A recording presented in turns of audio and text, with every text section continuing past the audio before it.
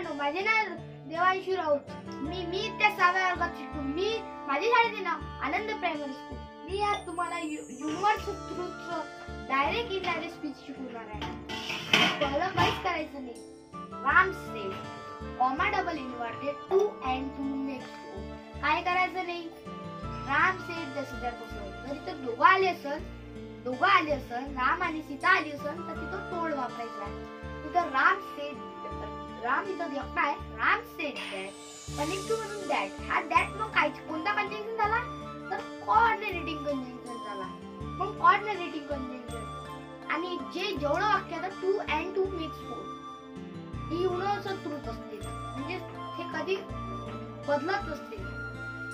तसं मग इथं मग असं त्याचं इनडायरेक्ट स्पीच असं होतं. Ram said that 2 and 2 makes 4.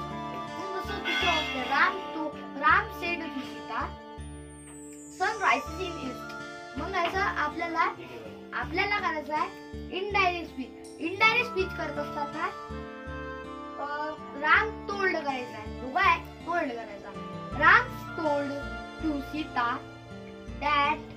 that sun rises in east. तसं. Thanks to listen me silently.